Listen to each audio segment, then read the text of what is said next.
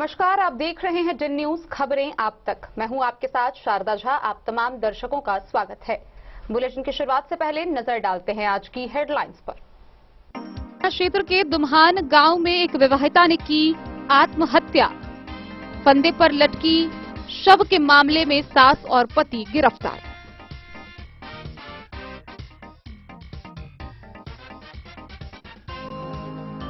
Jaynagar custom कार्यालय में short circuit के कारण लगी भीषण आग। मकान, राइफल, गोली, फर्नीचर, कंप्यूटर सिस्टम समेत जब्त सामान जलकर राख। लौकही के औरहा गांव में वृद्ध महिला के अंतिम संस्कार को लेकर हो हंगामे के बीच परिजनों ने शव को थाना परिसर में रखकर काटा बवाल।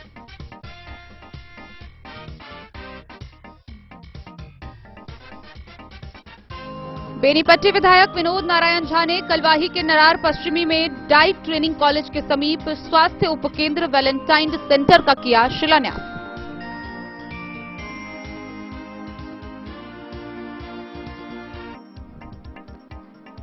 एरियर एवं अंतर वेतन के भुगतान को लेकर शिक्षकों के द्वारा डीईओ कार्यालय पर आक्रोशपूर्ण प्रदर्शन के बाद अनिश्चितकालीन अनशन शुरू।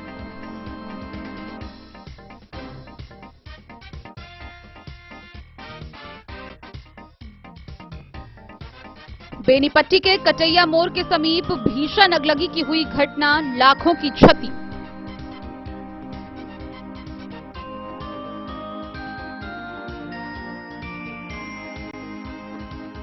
साहरघाट पुलिस ने दो अलग अलग मामले में 990 बोतल शराब के साथ एक तस्कर को किया गिरफ्तार।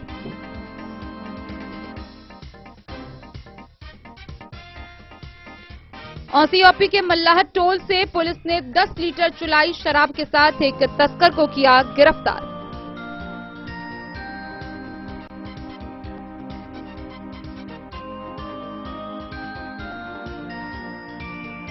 भीषण गर्मी व हीटवेव से बचाव को लेकर साप्ताहिक आपदा की बैठक में डीएम ने दिए कई निर्देश।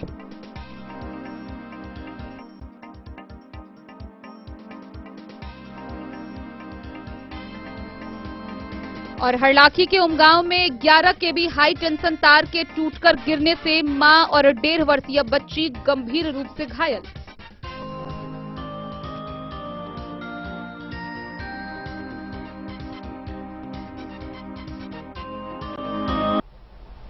खबरें अब विस्तार से। बीते शनिवार को लौकही प्रखंड के अंधरामठ थाना क्षेत्र के दुम्हान गांव से एक 28 वर्षीय विवाहिता का शव उसके घर से फांसी के फंदे से लटका हुआ मिला। गौरतलब है कि इस मामले को लेकर परिजनों की सूचना पर मौके पर पुलिस पहुंची, जहां पुलिस ने शव को कब्जे में लेकर पोस्टमार्टम के लिए भेज दिया। वहीं इधर घटना को लेकर मृतका के पिता ने मृतका के सास, पति व ससुर पर हत्या की प्राथमिकी दर्ज कराई, जिस मामले में त्वरित कार्रवाई करते हुए पुलिस ने पति व सास को गिरफ्तार कर लिया है। मृतका की पहचान दुम्हान गांव निवासी ज्ञानदेव मंडल की 28 वर्षीय पत्नी ममता देवी के रूप में हुई है। गौरतलब है कि इस मामले को लेकर पुलिस ने कार्रवाई करते हुए सास व पति को गिरफ्तार किया है। इधर पोस्टमार्टम रिपोर्ट आने के बाद आगे का खुलासा हो पाएगा।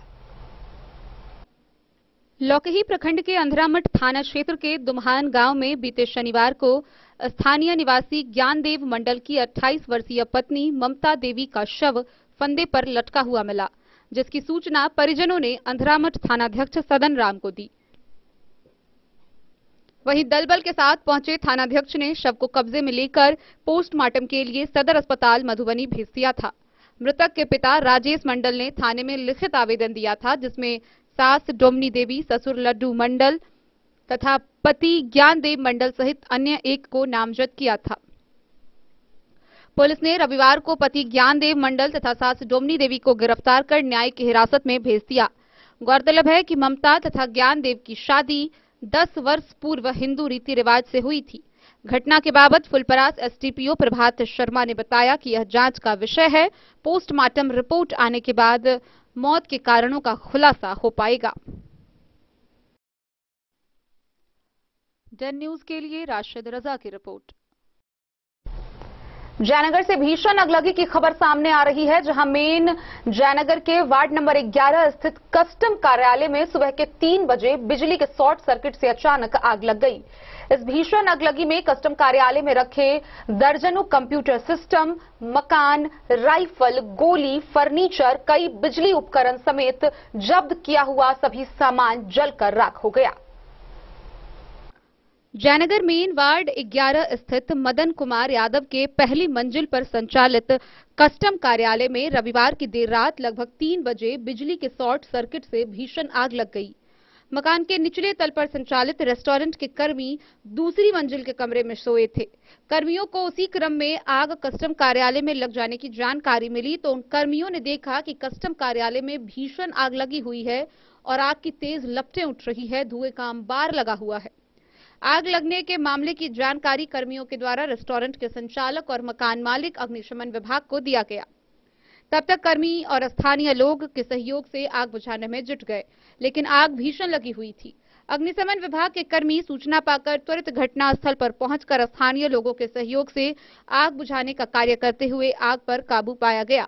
आग की चपेट में मकान और मकान में लगे फर्नीचर, बिजली उपकरण, बल्ब, पंखे, मकान के 4 कमरों में संचालित कस्टम कार्यालय के संबंधित सामान समेत अन्य कागजात, फर्नीचर, कुर्सियां, कई कंप्यूटर सिस्टम, इन्वर्टर, बिजली उपकरण, गोदरेज, अलमीरा, ट्रंक, जब्त किए गए कॉस्मेटिक्स और कपड़े व अन्य सामान जल गए।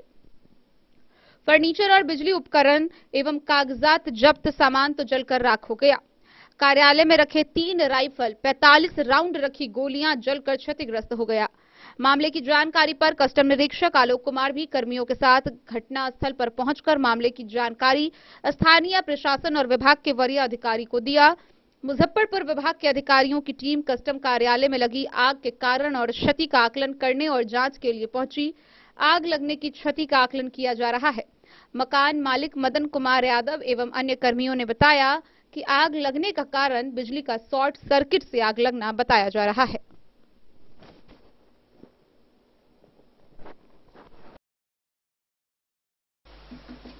मोहम्मद अली के साथ हनुमान प्रसाद मोर की रिपोर्ट। लौकही प्रखंड के नरहिया ओपी थाना क्षेत्र के औरहा गांव से एक खबर सामने आ रही है, जहां बीते रविवार को स्थानीय निवासी 70 वर्षीय यशोमती देवी का निधन हो गया। निधन के बाद परिजन उसको लेकर उसके निजी जमीन पर अंत्येष्टि यानी कि अंतिम संस्कार के लिए पहुंचे, जहां स्थानीय कुछ लोगों के द्वारा विरोध कर अंतिम संस्कार को रोक दिया गया। इसके बाद परिजन पुलिस के शरण में पहुंचे, जहां पुलिस थाने पर उन्होंने शव को रखकर घंटों बवाल काटा। हालांकि पुलिस के हस्तक्षेप के बाद देर रात शव का अंतिम संस्कार किया गया। लौकही प्रखंड के नरहिया ओपी थाना क्षेत्र के औरहा गांव में रविवार को स्थानीय निवासी 70 वर्षीय यशोमती देवी के पार्थिव शरीर के अंत्येष्टि को लेकर मृतक के परिजनों ने शव को नरहिया ओपी थाने में 2 घंटे रख बवाल काटा। मिली जानकारी के मुताबिक औरहा निवासी नारायण यादव की मां यशोमती देवी का निधन शनिवार की देर रात कुड़ीबन गांव में हो गया। परिजनों ने अंतिम संस्कार के लिए शव को लेकर उनके पैतृक गांव पहुंचे, जहां उनके निजी जमीन पर अंतिम संस्कार होना था। गांव के कुछ लोगों ने भारी विरोध करते हुए शव का अंतिम संस्कार नहीं होने दिया। थक हार कर परिजनों ने इसकी सूचना नरहिया के ओपी थानाध्यक्ष सुनील झा को दी और अंतिम संस्कार हेतु मदद की गुहार लगाई तथा शव को नरहिया ओपी थाना परिसर में प्रदर्शित करने लगे। घटना की जानकारी मिलते ही नरहिया ओपी थानाध्यक्ष सुनील झा तथा अंधरामठ पुलिस दल बल के साथ महादेवा चौक पहुंचे ताकि अंतिम संस्कार में कोई बाधा उत्पन्न न हो, लेकिन परिजन थाना परिसर में शव को रख प्रदर्शन पर डटे रहे। फुलपरास एसडीपीओ प्रभात शर्मा के नेतृत्व में दोनों थानाध्यक्षों ने परिजन एवं गांव के लोगों को समझा बुझाकर देर रात पुलिस बल की मौजूदगी में शव का अंत्येष्टि कराया। मृतक के बेटे नारायण यादव ने जानकारी देते हुए बताया कि परिवार फरीकेन उदय यादव ने लगभग 40 एकड़ जमीन जबरन अपने कब्जे में ले लिया है और पूरे परिवार को प्रताड़ित करता है। वर्ष 2008 में पिता प्रयाग लाल यादव का निधन हो गया, जिसके बाद यशोमती देवी अपने बेटी के यहां कुड़ीबन में रहने लगी और बड़े पुत्र जवाहर यादव घुघरडीहा, दूसरा पुत्र सूर्य नारायण यादव अपने ससुराल में तथा तीसरा पुत्र गंगा प्रसाद यादव दिल्ली में रहने लगा।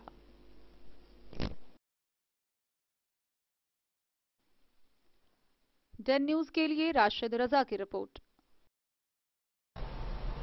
कलवाही प्रखंड क्षेत्र के नड़ार पश्चिमी पंचायत में शिलान्यास कार्यक्रम का आयोजन किया गया, जहां नरार पश्चिमी के डाइट ट्रेनिंग कॉलेज के समीप नए उप स्वास्थ्य केंद्र वैलेंटाइन सेंटर का बेनीपट्टी विधायक विनोद नारायण झा ने शिलान्यास किया। कलवाही प्रखंड क्षेत्र के नरार पश्चिमी में डाइट ट्रेनिंग कॉलेज की समीप स्वास्थ्य उपकेंद्र वैलेंटाइन सेंटर का शिलान्यास बेनीपट्टी के विधायक विनोद नारायण झा ने ईंट गाड़ कर किया। बेनीपट्टी विधायक विनोद नारायण झा ने बताया कि ग्रामीणों की काफी पुरजोर मांग पर पुरानी जर्जर हो चुकी उप स्वास्थ्य केंद्र को तोड़कर नया वैलेंटाइन डे सेंटर बनाया जा रहा है। विधायक झा ने उसी दौरान नरार डाइट कॉलेज का भी निरीक्षण किया। विधायक ने डाइट कॉलेज के प्रिंसिपल डॉक्टर रत्नेश कुमार रत्न से छात्र छात्राओं के लिए एक जिम क्लब देने की भी बात कही। पंचायत नरार पश्चिमी युवा मुखिया जितेंद्र प्रसाद सिंह ने बताया कि जिस वैलेंटाइन सेंटर में 2 मंजिला इमारत जिसमें 7 कमरा में 7 बेड लगाया जाएगा, यह सेंटर पूरी तरह आधुनिक सुविधा से लैस होगी। युवा मुखिया ने बताया कि इस स्वास्थ्य केंद्र के बन जाने से इस पंचायत के साथ साथ अगल बगल के कई पंचायत के पुरुष व महिला को इलाज के लिए बाहर नहीं जाना पड़ेगा। सभी बीमारी की इलाज व जांच यहां होगा, जिसकी लागत राशि 75 लाख है। पूर्व सरपंच अमरिंदर सिंह ने कहा कि भाजपा की सरकार में दिनों दिन चौमुखी विकास के साथ साथ प्रगति हो रही है। इस सेंटर के बन जाने से गांव एवं आसपास के इलाके के मरीज को काफी सहूलियत होगा। उन्होंने बताया कि इस उप स्वास्थ्य केंद्र के निर्माण में सभी ग्रामीण मकान निर्माण की गुणवत्ता पर ध्यान रखने की जरूरत है। सरकार योजना के लिए राशि आवंटित कर देती है, लेकिन संवेदक किसी तरह काम कर योजना की राशि का निकासी कर चली जाती है। स्वास्थ्य उपकेंद्र शिलान्यास के मौके पर पंचायत नरार पश्चिमी के युवा मुखिया जितेंद्र प्रसाद सिंह, कलवाही मंडल अध्यक्ष संतोष भगत, पूर्व सरपंच अमरिंदर सिंह, पूर्व मुखिया संजय सिंह, राकेश कुमार सिंह उर्फ गुड्डू सिंह, सुदिष्ट नारायण मिश्रा, शशि शाह, विमल झा, रामविलास सिंह, सुनील सिंह सहित दर्जनों लोग उपस्थित थे। कलवाही से सरमोद लाल दास की रिपोर्ट। बिहार राज्य प्रारंभिक शिक्षक संघ के आह्वान पर हजारों शिक्षक एरियर एवं अंतर वेतन के भुगतान को लेकर मधुबनी जिला शिक्षा पदाधिकारी कार्यालय के बाहर विरोधपूर्ण प्रदर्शन किया। वहीं कार्यालय पर प्रदर्शन के बाद अधिकारियों द्वारा वार्ता नहीं होने पर कई शिक्षकों ने अनिश्चितकालीन अनशन शुरू कर दिया है। वहीं इस अनशन के समर्थन में सैकड़ों शिक्षक जुटे हैं। बिहार राज्य प्रारंभिक शिक्षक संघ के आह्वान पर हजारों शिक्षकों ने डीपीई एरियर एवं एनआईओएस डीएलएड ओडीएल अंतर वेतन के भुगतान करने की मांग को लेकर पहले डीपीओ स्थापना कार्यालय तथा बाद में डीईओ कार्यालय के समक्ष आक्रोशपूर्ण प्रदर्शन किया। शिक्षकों ने अपनी मांगों के समर्थन में जोरदार नारेबाजी की। शिक्षकों का प्रदर्शन समाहर नाले के निकट अंबेडकर स्मारक के पास से निकलकर डीपीओ स्थापना कार्यालय होते हुए डीईओ कार्यालय पहुंचा। डीपीओ स्थापना कुंदन कुमार ने शिक्षकों को बातचीत के लिए बुलाया, परंतु डीपीओ स्थापना के द्वारा समस्याओं का समाधान नहीं किए जाने के कारण संघ के जिला कार्यालय सचिव मनीष कुमार कर्ण एवं लदनिया प्रखंड अध्यक्ष सुनील कुमार पासवान ने डीईओ कार्यालय के समक्ष अनिश्चितकालीन अनशन शुरू कर दिया।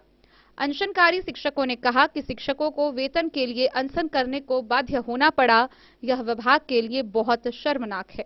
दरअसल डीपीओ कार्यालय एरियर के भुगतान में भ्रष्टाचार की मंशा पाले हुए हैं। पूर्व में नाजायज राशि उगाही कर चिन्हित शिक्षकों को एरियर का भुगतान मिला है।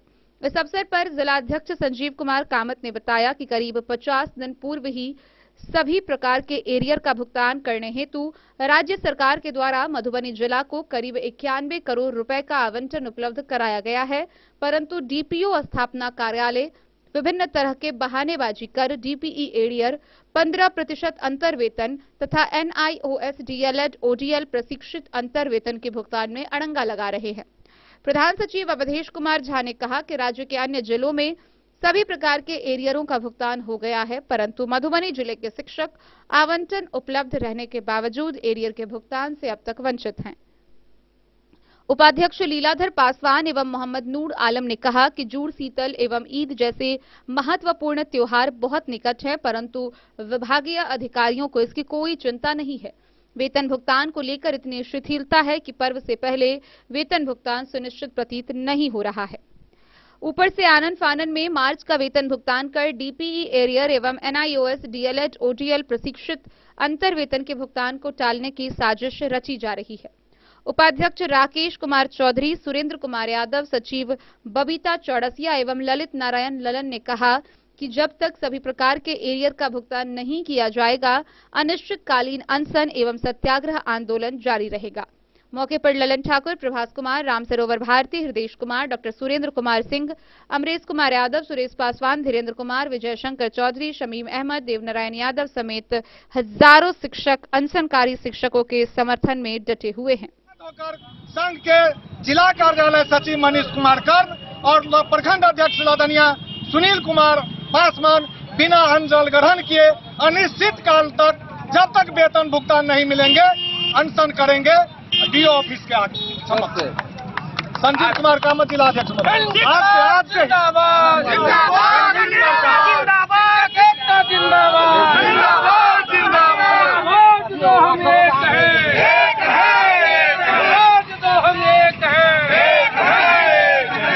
मनमानी नहीं चलेगी अफसरशाही बंद करो अफसरशाही नहीं चलेगी भुगतान करना होगा अमेरिका डीपीओ हाय हाय डीओ मधुबनी हाय हाय। साहरघाट थाना की पुलिस ने शराब तस्करी मामले में बड़ी कार्रवाई करते हुए 2 अलग-अलग जगहों से 990 बोतल शराब बरामद किया। साथ ही एक तस्कर को भी गिरफ्तार किया।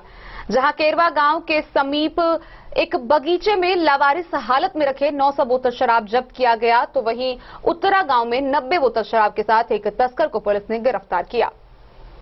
साहरघाट थाना क्षेत्र में 2 अलग-अलग जगहों से 990 बोतल शराब बरामद की गई है। इस मामले में एक आरोपी गिरफ्तार भी हुआ है। जब्ती और गिरफ्तारी की कार्रवाई साहरघाट पुलिस ने की। मिली जानकारी के मुताबिक केरवा गांव के पास एक बगीचा से लावारिस हालत में 900 बोतल शराब बरामद की गई, जबकि उत्तरा गांव से 90 बोतल शराब के साथ एक धंधेबाज को गिरफ्तार किया गया। आरोपी का नाम मोहित कुमार है। थानाध्यक्ष धर्मेंद्र कुमार ने बताया कि पकड़े गए आरोपी के खिलाफ एफआईआर दर्ज कर उसे न्यायिक हिरासत में मधुबनी भेज दिया गया। मधवापुर से शत्रुमर्दन कुमार की रिपोर्ट। औसीओपी क्षेत्र के मल्लाह टोल से औसी पुलिस ने 10 लीटर चुलाई शराब के साथ एक धंधेबाज को गिरफ्तार किया। गिरफ्तार धंधेबाज की पहचान सुरेश सहनी के रूप में की गई है, जिसे आगे की कार्रवाई के लिए न्यायिक हिरासत में भेज दिया गया। औसीओपी क्षेत्र के मल्लाह टोल से औसी पुलिस ने 10 लीटर चुलाई शराब के साथ एक धंधेबाज सुरेश सहनी को गिरफ्तार कर न्यायिक हिरासत में भेज दिया। ओपी अध्यक्ष हरिद्वार शर्मा ने बताया कि गिरफ्तार शराब धंधेबाज के विरुद्ध मद्य निषेध उत्पाद अधिनियम के तहत प्राथमिकी दर्ज कर न्यायिक हिरासत में भेज दिया गया है। बिस्फी से सत्यनारायण यादव की रिपोर्ट। मधुबनी के जिला पदाधिकारी अरविंद कुमार वर्मा ने बढ़ते भीषण गर्मी व तेज पछुआ हवा को देखते हुए हीट वेव से बचाव को लेकर सभी नगर निकायों व सभी वरीय पदाधिकारियों के साथ बैठक की। बैठक के दौरान उन्होंने भीषण गर्मी से उपाय व इसके जागरूकता को लेकर उपस्थित पदाधिकारियों को कई दिशा निर्देश निर्गत किए। बढ़ती गर्मी, तेज पछुआ हवा को देखते हुए आगजनी की घटनाओं एवं संभावित हीट वेव से बचाव को लेकर शनिवार की देर शाम साप्ताहिक आपदा की बैठक में डीएम अरविंद कुमार वर्मा ने सभी संबंधित विभागों से तैयारियों का जायजा लिया। उन्होंने कहा कि सतर्कता, जानकारी एवं जागरूकता के द्वारा ही हम अगलगी की घटनाओं पर नियंत्रण एवं हीट वेव से बचाव कर सकते हैं। डीएम ने कहा कि अगलगी की घटनाओं एवं हीट वेव से सुरक्षा हेतु लोगों को पूरी सावधानी बरतने व निर्धारित मापदंडों का पालन करवाने के लिए पंचायती राज विभाग, आईसीडीएस, शिक्षा, स्वास्थ्य, जनसंपर्क सहित सभी संबंधित विभाग व्यापक जागरूकता कार्यक्रम चलाएं। उन्होंने सभी नगर निकायों को निर्देश दिया कि अविलंब सभी महत्वपूर्ण स्थानों पर पेयजल हेतु प्याऊ की व्यवस्था करें। सभी शिक्षण संस्थानों सहित आंगनबाड़ी केंद्रों पर ओआरएस घोल का पैकेट अनिवार्य रूप से रखें। भीषण गर्मी पड़ने पर मनरेगा मजदूरों के काम करने के समय में भी परिवर्तन करें। सिविल सर्जन को सभी सरकारी अस्पतालों में सभी आवश्यक दवाओं सहित हीट वेव प्रभावित मरीजों के इलाज की पूरी व्यवस्था करें। सभी बंद पड़े चापाकलों की अविलंब मरम्मती के निर्देश दिए। उन्होंने कहा कि लगातार भू जल स्तर पर नजर रखें। आवश्यकता पड़ने पर टैंक लॉरी से भी पेयजल की आपूर्ति के लिए अभी से ही व्यवस्था करने का निर्देश दिया। पशुओं के लिए पानी की कमी नहीं हो, इसको लेकर भी जिला पशुपालन पदाधिकारी को निर्देश दिए। उन्होंने अग्नि सुरक्षा को लेकर भी कई आवश्यक निर्देश दिए।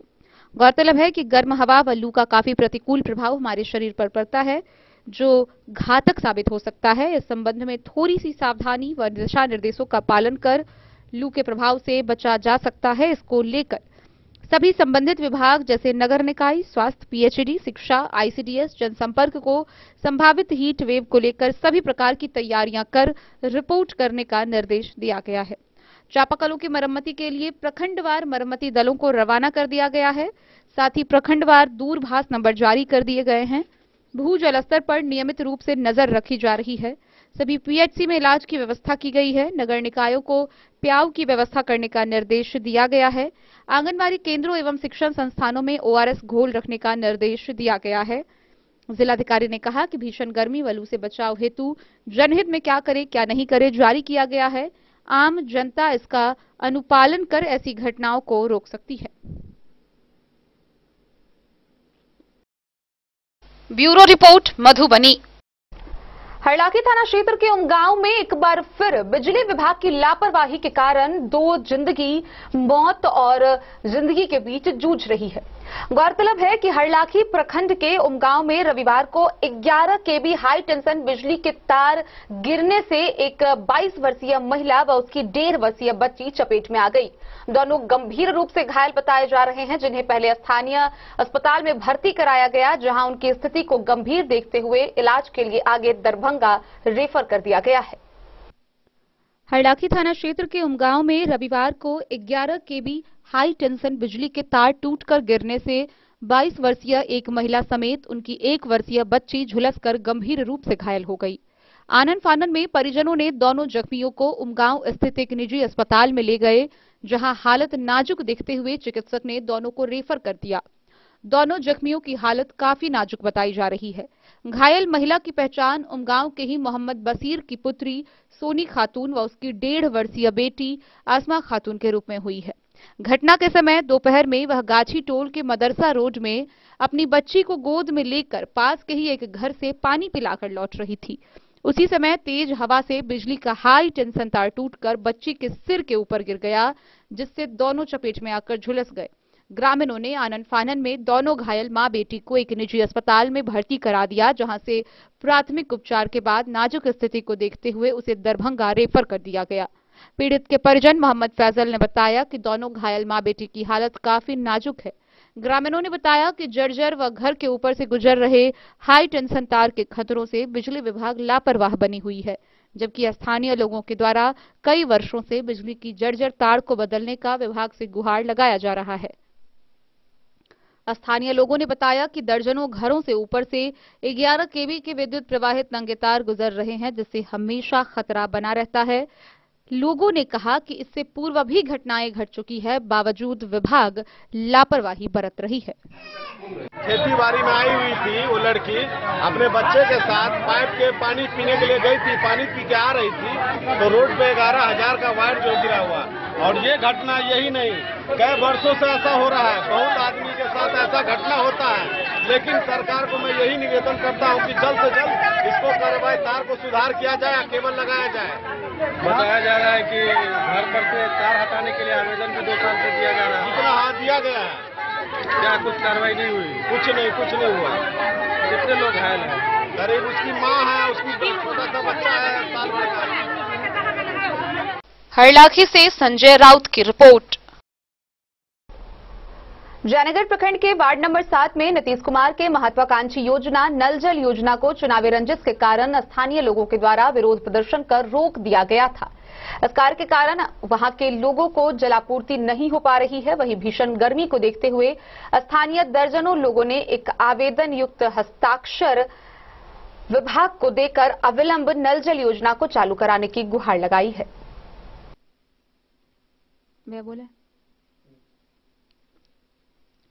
मुख्यमंत्री नीतीश कुमार का महत्वाकांक्षी योजना हर घर नल जल योजना कार्य चुनावी रंजिश के कारण स्थानीय लोगों के द्वारा रोका गया है। इसी मामले को लेकर नगर पंचायत क्षेत्र के वार्ड नंबर 7 के दर्जनों लोगों ने एक हस्ताक्षर युक्त आवेदन देकर भीषण गर्मी को देखते हुए अविलंब हर घर नल जल योजना के तहत जलापूर्ति की गुहार लगाई है। गौरतलब है कि वार्ड नंबर 7 के अंबे होटल के समीप एनएच सड़क किनारे आवासीय मकान से कई फीट जगह छोड़कर नगर पंचायत के द्वारा हर घर नल जल योजना का पंप हाउस निर्माण कार्य कराया जा रहा है। लेकिन चुनावी रंजिश के तहत कुछ लोगों के बहकावे में आकर स्थानीय लोगों ने टावर निर्माण कार्य स्थल पर धरना दिया, जिससे हर घर नल जल योजना पंप हाउस टावर निर्माण कार्य बाधित हो गया। बाद में प्रशासनिक हस्तक्षेप के बाद धरना को समाप्त कराया गया।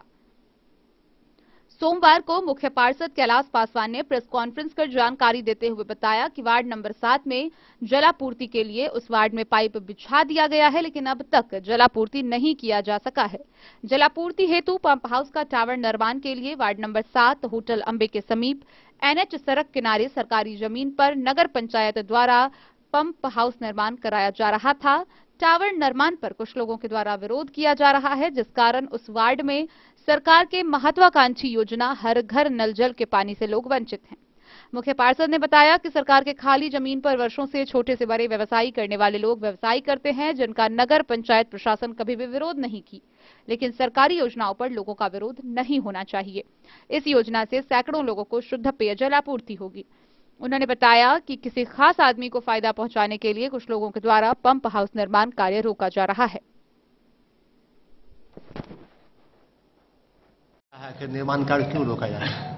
वार्ड नंबर 7 में मुख्यमंत्री नल जल योजना का काम करीब वर्षों पूर्व पूरे वार्ड नंबर 7 में पाइपलाइन बिछा दिया गया है और चुनाव के कारण टावर का निर्माण नहीं हो रहा था। कार्यपालक पदाधिकारी के पहल पर कार्यपालक पदाधिकारी मौखिक आदेशानुसार यह काम काफी प्रगति पर चल रहा था, प्लिंथ लेवल भी हो गया है। लेकिन जयनगर के कुछ गलत आदमी जो नगर पंचायत के चुनाव भी लड़ा था, उन्हें और एक पवन यादव है, वो दोनों के गलत पहल पर आज कुछ आदमी धरना पर बैठे थे। जो मुझे कुछ सूत्रों से पता चला, मेरे ऑफिस में कोई आवेदन प्राप्त नहीं हुआ था कि हम उस काम के लिए धरना दे रहे हैं। तो वार्ड नंबर 7 के जनता ने 132 आदमी के आवेदन दिए हैं और इसमें स्पष्ट लिखे हैं कि गर्मी के समय आ गया है, चापाकल भी बंद है, सरकार के द्वारा चापाकल भी नहीं दिया जा रहा है, मुख्यमंत्री नल जल योजना के तहत पानी देना था, पानी भी नहीं मिल रहा है। यदि टावर का निर्माण अविलंब नहीं किया गया तो हम वार्ड नंबर 7 के जनता आंदोलन करने के विवश होंगे। तो मैंने आवेदन के आधार पे, ये वार्ड नंबर 7 की जनता का आवेदन है, हम उस आवेदन के आधार पे जिला पदाधिकारी के सहायक आदेश पाल होते हैं, उनका सहायक निजी सहायक होते हैं, उनसे बात की अर्जुन बाबू से हमने जिला पदाधिकारी को यह नॉलेज में दे रहे हैं और उनसे मिलने का प्रयास करते हैं कि जयनगर आम जनता और वार्ड नंबर 7 की जनता, जो मुख्यमंत्री का एक बहुत ही अच्छा पहल है, जो हर गरीब के घर पानी जाए, हम जिला पदाधिकारी और नॉन पदाधिकारी से आग्रह करते हैं कि उस सरकारी जगह पर यह काम चल रहा था। सिर्फ एक व्यक्ति विनोद सराफ है, जिसका पर्सनल लाभ देने के लिए यह योजना कहां तक बंद किया गया है। आज मेरे सरकारी जगह पर जयनगर के व्यवसायियों ने अपना अपना बिजनेस करके लाखों लाख रुपया कमा रहा है। हम लोग को फिर भी आपत्ति नहीं है, लेकिन गरीबों के घर में पानी जाए तो एक इस तरीका का माने आंदोलन करना, काम को रोकना बहुत ही माने गलत समाचार है। यदि ऐसा होने लगे तो जयनगर शहर में कहीं भी कोई सरकारी काम नहीं हो पाएगा। इसलिए हम प्रशासन और सरकार से जिला पदाधिकारी बीते 24 फरवरी को बिस्फी प्रखंड के बल्हा पंचायत के मुखिया मोहम्मद सबाउद्दीन पर अज्ञात अपराधियों द्वारा गोलीबारी की गई थी। हालांकि इस घटना में मुखिया बाल बाल बचे थे, जिसमें कई लोगों पर नामजद प्राथमिकी दर्ज की गई थी। इस मामले को लेकर 2 अभियुक्त की गिरफ्तारी पूर्व में भी हो चुकी थी। वहीं बीती रविवार की रात बिस्फी पुलिस ने भैरवा गांव से इस मामले के नामजद अभियुक्त मोसीर अहमद को गिरफ्तार किया है। बीते रविवार की रात भैरवा से बिस्फी पुलिस मोसीर अहमद को गिरफ्तार कर न्यायिक हिरासत में भेज दी। यह जानकारी देते हुए थानाध्यक्ष राजकुमार राय ने बताया कि गिरफ्तार मौसीर अहमद बल्हा पंचायत के मुखिया मोहम्मद सबाउद्दीन उर्फ सब्बू के ऊपर हुई गोली फायरिंग मामले में नामजद अभियुक्त है। इस मामले में कुल 11 लोग नामजद अभियुक्त हैं। गौरतलब है कि घटना बीते 24 फरवरी को हुई थी। मुखिया मोहम्मद सबाउद्दीन अपने दरवाजे पर कुछ लोगों के साथ बैठे थे। उसी समय अज्ञात अपराधियों के द्वारा 4 राउंड फायरिंग की गई थी। हालांकि मुखिया बाल बाल बचे थे। इस मामले में अब तक 2 लोगों की गिरफ्तारी हो चुकी है। बीते 29 मार्च को एसपी सुशील कुमार खुद बल्हा घटनास्थल पर पहुंचकर निरीक्षण कर जायजा लिए थे। अपने निरीक्षण के क्रम में उन्होंने कहा था कि इस कांड की जांच के लिए एक स्पेशल टीम गठित की गई है। वहीं थाना क्षेत्र के सिमड़ी गांव निवासी रोहित मुखिया को गिरफ्तार कर न्यायिक हिरासत को भेज दिया गया है। थानाध्यक्ष ने बताया कि वह न्यायालय का फरार वारंटी था। बिस्फी से सत्यनारायण यादव की रिपोर्ट। रेहका थाना पुलिस ने शराब तस्करी मामले में कार्रवाई करते हुए एक धंधेबाज को गिरफ्तार किया है। इस दौरान मोमीन टोल रेहका से 58 बोतल देसी नेपाली शराब के साथ एक तस्कर को गिरफ्तार किया गया, जिसे आगे की कार्रवाई के लिए न्यायिक हिरासत में भेज दिया गया है। रेहका थाना पुलिस ने मोमीन टोला रेहका से 58 बोतल देशी नेपाली शराब के साथ एक शराब कारोबारी श्रवण राम पिता जगदीश को गिरफ्तार कर लिया है। रेहका थानाध्यक्ष राजकिशोर कुमार ने बताया कि गिरफ्तार शराब कारोबारी के विरुद्ध उत्पाद मद्य निषेध अधिनियम के अंतर्गत प्राथमिकी दर्ज कर न्यायिक हिरासत में लेने मधुबनी भेज दिया गया। न्यायिक अभिरक्षा में लेते हुए 14 दिनों के लिए कारा मंडल रामपट्टी भेज दिया गया। मधुबनी से फिरोज आलम की रिपोर्ट। मधेपुर थाना क्षेत्र में शराब तस्करों पर नकेल कसने के लिए पुलिस की लगातार छापेमारी की कार्रवाई जारी है। इसी कड़ी में भेजा थाना क्षेत्र के दलदल गांव से पुलिस ने शराब तस्करी कर रहे एक तस्कर को रंगे हाथों पकड़ा, जिसे गिरफ्तार कर आगे की कार्रवाई के लिए न्यायिक हिरासत में भेजा गया। भेजा थाना क्षेत्र के दलदल गांव से एक तस्कर को पुलिस ने गिरफ्तार किया है, जो देसी चुलाई शराब का तस्करी करते रंगे हाथ पकड़ा गया। गिरफ्तार तस्कर को आगे की कार्रवाई हेतु न्यायिक हिरासत में जेल भेज दिया है। तस्कर की पहचान दलदल गांव निवासी कमल मुखिया के पुत्र राम अवतार मुखिया के रूप में हुई है। थानाध्यक्ष अरविंद कुमार ने बताया कि पीएसआई वशिष्ठ कापर राजकुमार सिंह एवं पुलिस बल के साथ गुप्त सूचना के आधार पर यह कार्रवाई की गई है। भेजा एवं मधेपुर थाना क्षेत्र में शराब तस्कर के खिलाफ लगातार छापेमारी जारी है, जिसका नतीजा है कि अब बहुत कम शराब की तस्करी की खबर मिल रही है। मधेपुर से नूर मोहम्मद कासमी की रिपोर्ट।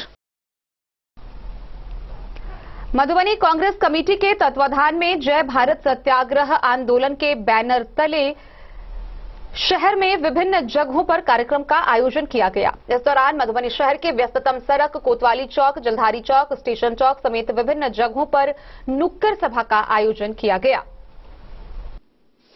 रविवार की देर शाम नगर कांग्रेस कमेटी मधुबनी के तत्वाधान में जय भारत सत्याग्रह बैनर तले अध्यक्ष अविनाश झा की अध्यक्षता में शहर के कोतवाली चौक, स्टेशन चौक, शंकर चौक, बाटा चौक, थाना मोड़ व बड़ी मस्जिद चौक पर नुक्कड़ सभा किया गया। सभा को संबोधित करते हुए कांग्रेस जिलाध्यक्ष प्रोफेसर शीतलांबर झा ने कहा कि अडानी को बचाने के लिए लोकतंत्र का गला घोटने को मोदी सरकार आखिर आमादा क्यों है। 20,000 करोड़ रुपए जो मनी लॉन्ड्रिंग के द्वारा विदेश भेजा जाता है और वही पैसा लौटकर हिंदुस्तान में अडानी के खाते में आता है, वो रुपए किसका है, मोदी सरकार जवाब क्यों नहीं देती है। प्रोफेसर झा ने सभी मुद्दों को लेकर 18 अप्रैल को कांग्रेस पार्टी जिला समाहरणालय का घेराव करने की बात कही और बताया कि सत्याग्रह किया जाएगा, जिसमें बड़ी संख्याओं में लोगों को भाग लेने का आह्वान किया। नुक्कड़ सभा को संबोधित करते हुए प्रदेश कांग्रेस कमेटी के सदस्य अमानुल्लाह खान ने कहा कि देश के करोड़ों लोगों की गाढ़ी कमाई के रुपए जो एसबीआई और एलआईसी में लाखों करोड़ रुपए जमा था, वह किसके आदेश से अदानी समूह में निवेश किया गया। नुक्कड़ सभा को संबोधित करने वालों में मोहम्मद अकील अंजुम, जय कुमार झा, अशोक प्रसाद, सुधीर झा, फैजी आर्यन, मुकेश कुमार झा पप्पू, आलोक कुमार झा, राजीव शेखर झा समेत कई लोग उपस्थित थे। लगातार हमला करवाती जा रही है, उसके खिलाफ संसद के अंदर और संसद के बाहर लगातार कांग्रेस पार्टी के नेतृत्व में 20 विपक्षी दलों ने आंदोलन करते रहा है। आपको जानकारी होगा, जो अभी 1 महीना पूर्व बकाया है, चाहे मेहुल चौकसी हो, चाहे सौरभ। मधुबनी से फिरोज आलम की रिपोर्ट। झंझारपुर में छात्र सह सामाजिक संगठन मिथिला सेना के कार्यकर्ताओं की एक बैठक हुई, जिसकी अध्यक्षता रोशन कुमार झा ने की। बैठक में सर्वसम्मति से विनय मैथिल को मिथिला सेना का जिला अध्यक्ष तो वहीं जिला प्रभारी विक्रम झा को मनोनीत किया गया। छात्र सह सामाजिक संगठन मिथिला सेना के कार्यकर्ताओं ने झंझारपुर में रोशन कुमार झा की अध्यक्षता में एक बैठक आयोजित की। संगठन के पंचायत अध्यक्ष मुकेश कुमार, कोषाध्यक्ष राजा कुमार, जिला प्रभारी रोशन कुमार झा, जिला अध्यक्ष माधव शास्त्री, प्रखंड अध्यक्ष रोहित कुमार झा, मनोज माली, शिक्षक बिजली मुखिया मौजूद थे। बैठक में सभी क्रांतिकारी साथी के काम को देखते हुए सभी पदाधिकारी के सहमति से छात्र संगठन मिथिला सेना मधुबनी जिलाध्यक्ष विनय मैथिल, विक्रम कुमार झा को जिला प्रभारी पद की जिम्मेदारी सौंपी गई। विशेषतः उन्होंने यह दायित्व संगठन विस्तार के तहत अभियान चलाकर हर एक वार्ड, हर एक दालान कार्यक्रम का सौंपा गया। इस संबंध में विनय मैथिल व विक्रम कुमार झा ने कहा कि सभी ने जो छात्र समाज की समस्या को दूर करने और मिथिला के विकास के लिए पदभार दिया है, वह उस पद को ईमानदारी पूर्वक निभाएंगे। इस खुशी में मिथिला सेना के संस्थापक सह राष्ट्रीय सोशल मीडिया प्रभारी गुलशन झा, बेनीपुर प्रखंड अध्यक्ष राजकिशोर चौधरी, आशुतोष चौधरी, प्रदीप मैथिल, महिला प्रकोष्ठ की मधुबनी जिलाध्यक्ष सोनी झा समेत कई लोगों ने दूरभाष पर बधाई दी। मधुबनी से फिरोज आलम की रिपोर्ट। रहिका थाना क्षेत्र के जयनगर दरभंगा मुख्य मार्ग बसौली के समीप स्थित खपरपुरा में एक बोलेरो व एक बाइक की जोरदार टक्कर हो गई, जिसमें बाइक चालक गंभीर रूप से घायल हो गया, वहीं बोलेरो चालक मौके से फरार हो गया। गौरतलब है कि बाइक चालक के चाचा की मृत्यु किसी कारणवश दरभंगा में हो रही थी। वह उनके शव को लेकर आ रहा था, जहां पीछे पीछे वह बाइक से जा रहा था, जहां दरभंगा से आ रही बोलेरो ने जोरदार टक्कर मार दी, जिससे बाइक चालक गंभीर रूप से घायल हो गया। रहिका थाना क्षेत्र के दरभंगा जयनगर मुख्य मार्ग बसौली स्थित खपरपुरा गांव में बोलेरो और बाइक की टक्कर में बाइक चालक गंभीर रूप से जख्मी हो गया, वहीं बोलेरो चालक धक्का मारते हुए मौके से फरार हो गया। आक्रोशित ग्रामीणों ने कुछ देर के लिए मुख्य मार्ग को बांस बल्ला से सड़क जाम कर दिया।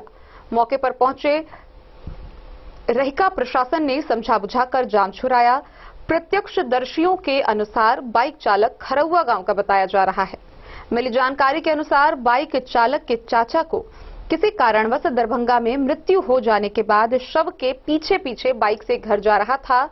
उसी दरमियान खपरपुरा गांव में दरभंगा की ओर से आ रही बोलेरो ने जोरदार धक्का मार दिया, जिससे बाइक चालक गंभीर रूप से जख्मी हो गया। जख्मी बाइक चालक देव महतो के पुत्र सुनील महतो, उम्र 25 वर्ष, साकिन खरौआ, थाना रहिका, जिला मधुबनी के रूप में पहचान की गई है, जिसे गंभीर अवस्था में तत्काल क्रिब्स अस्पताल में भर्ती कराया गया है। Bureau report Madhubani. और बुलेटिन के अंत में आइए हम आपको दिखाते हैं मधुबनी के पंडौल हाई स्कूल चौक समीप स्थित आरपीएस ग्लोबल हॉस्पिटल की डॉक्टर प्रेरणा झा से यह सीधा साक्षात्कार।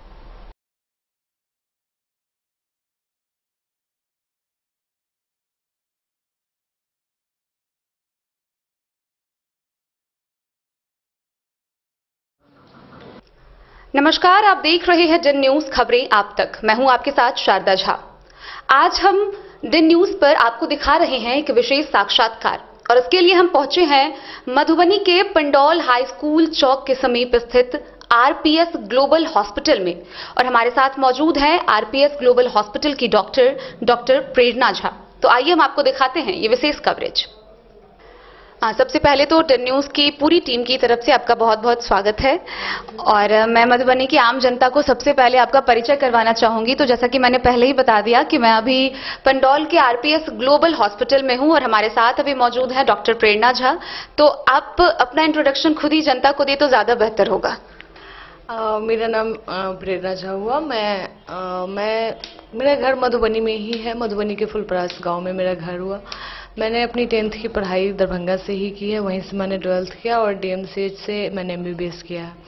उसके बाद मैंने एमडी किया है एम्स से ऑब्सन गायनी में। और यहाँ आप कितने दिनों से काम कर रही हैं? यहाँ ये हॉस्पिटल जब से स्टार्ट हुआ तब से मैं यहीं हूँ, लगभग 6-7 महीने से। तो इससे पहले आप कहीं और काम कर रही थी? नहीं, इसके पहले मैं एम्स में थी। बीच में कुछ दिन कोविड के टाइम पे मैंने बस कुछ लिमिटेड प्राइवेट प्रैक्टिस किया। तो ये हॉस्पिटल को आए कितने दिन हुआ है यहाँ बने हुए? 6 months। तो इस 6 मंथ में आप चूंकि यहाँ की रहने वाली हैं तो यहाँ के लोगों को ज्यादा अच्छे से डील कर पाती होंगी, उनके प्रॉब्लम्स को समझ पाती होंगी, तो ऐसे में क्या क्या चैलेंजेस फेस करने पड़ रहे हैं अभी आपको? चैलेंजेस आज सच कुछ नहीं है। यहाँ रहने की वजह से एक लैंग्वेज का बेनिफिट मुझे मिल रहा है, क्योंकि लोग जिस लैंग्वेज में बात करना चाहें मैं उसमें कंफर्टेबल हूँ। चैलेंजेस आज सच कुछ नहीं है। यहाँ डॉक्टर्स की टीम बहुत ही मतलब ये टीम है हमारे पास।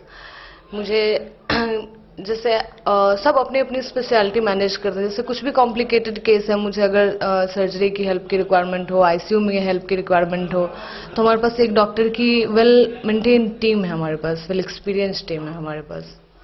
तो हम जानना चाहेंगे कि डॉक्टर की जो टीम है उनमें कौन कौन से डॉक्टर हैं और वो किस किस चीज़ के स्पेशलिस्ट हैं?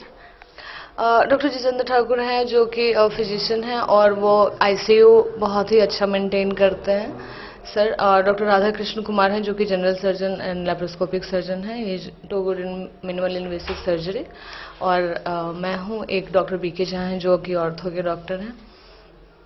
अभी हमारे पास ये टीम है।